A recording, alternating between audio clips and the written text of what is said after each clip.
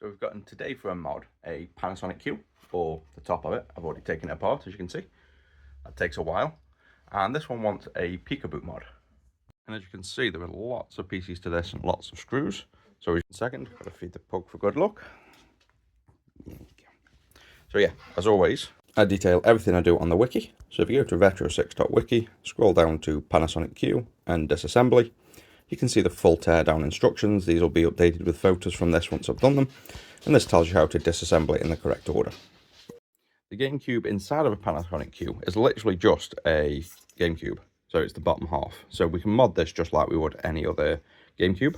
So for that, we need a Picoboot, an SD slot adapter so you can plug an SD card in underneath the console and the SD card itself. We'll start by flashing this Picoboot. And for that, we just hold the boot button as we plug in the USB cable. I think we need a bit more good luck. There you go.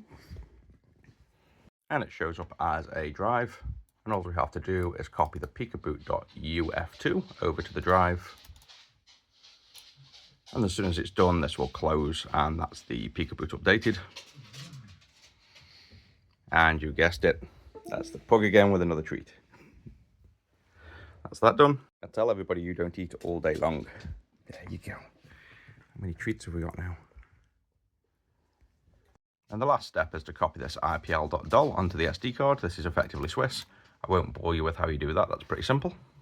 And now that's all the programming ready, and these can be installed. So let's get to that. Start by going to webhdx/Picoboot on GitHub. And you can see here's the Picoboot. And it gives you instructions what to do. You basically download a single file and upload it to the Raspberry Pi. You need to remove the heatsink to access the area we need, which is this RPL chip, and this connector here, which is the one that connects to this port.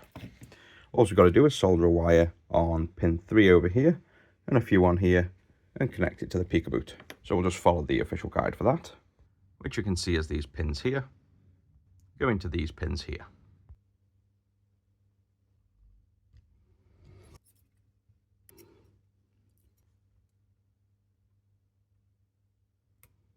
And now with them on, what I'm going to do is simply feed these through in a specific order through the holes in these panels to keep orientation, so I know when I'm soldering the Picoboot on top which order the pins are in.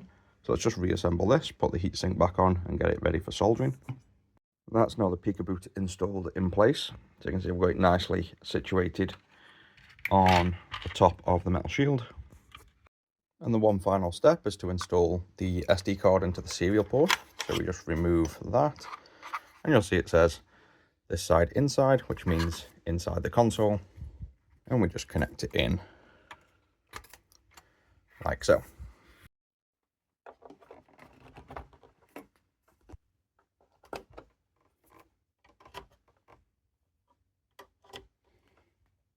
And now the moment of truth. Do we get